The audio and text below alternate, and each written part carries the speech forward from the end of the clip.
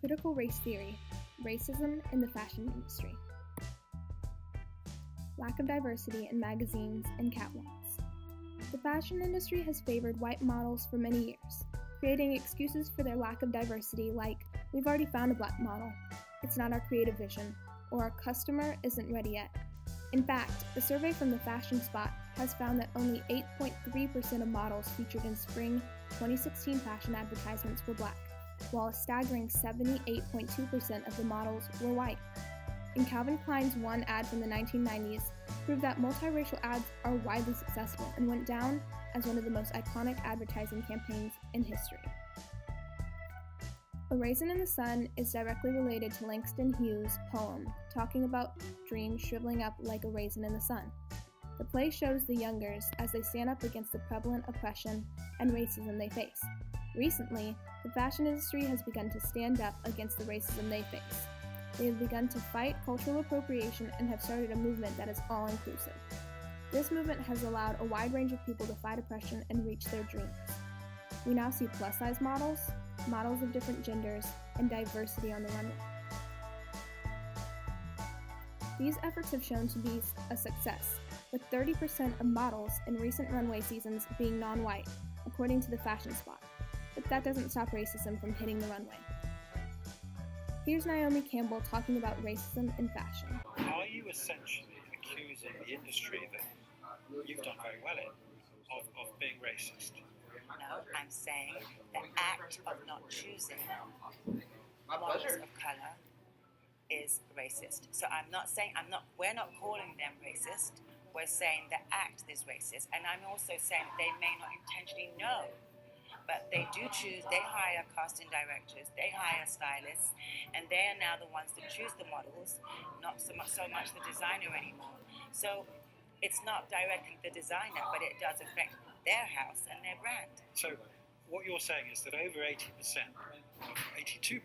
last year's walks on fashion runways in New York Fashion Week were white models and just 6% black. 6% black and 9% Asian.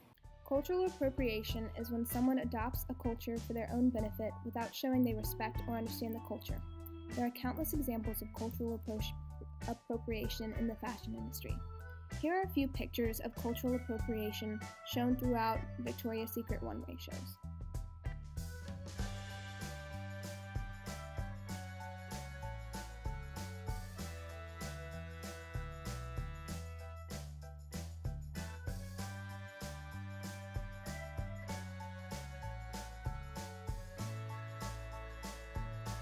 The fashion industry has made immense profit from cultural appropriation and taking advantage of minorities. Chanel recently released a boomerang that costs 10% of the average income of Indigenous Australians. They did this without giving any recognition to the Indigenous culture. Marc Jacob put his models in dreadlocks for the Fire Festival. None of these models were people of color. He stated this was because he doesn't see color. Again, not giving recognition to the culture he took this from. As previously stated, Victoria's Secret has had many instances of cultural appropriation, ranging from Native American headdresses to African tribal dress. Now that a movement has begun supporting more diversity on runways, more fashion campaigns and programs have been created featuring people of color. The CFDA Vogue Fashion Fund is a crucial mentoring program. The designers that apply do not include information about race to prevent racism affecting the selection of applicants.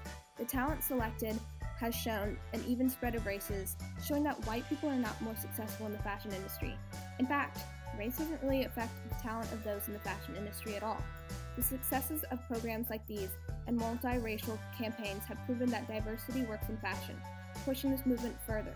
The designers and agents favoring white models because it's what they believe will be the most successful have been proven wrong. Racism has been called out in the fashion industry, and the diverse campaigns have been proved prosperous. A Lesson Before Dying follows Jefferson, a black man wrongfully convicted of robbery and murder of a white man. Throughout his court case, he internalizes the horrible racist things the attorney says about him. Once put in jail awaiting execution, a black teacher visits him and they form a bond. Jefferson is finally empowered and finds his way back to his community in his last few months. Recent fashion movements have also helped to empower people of color, especially the youth. Being able to see representation in such a prevalent part of society breaks down the construct of racism and shows that everyone contains beauty. The fashion industry has confronted racism head-on and shown that it's no longer excusable.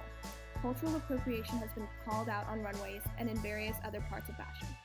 A fashion movement has begun that is all-inclusive and has been proven very successful.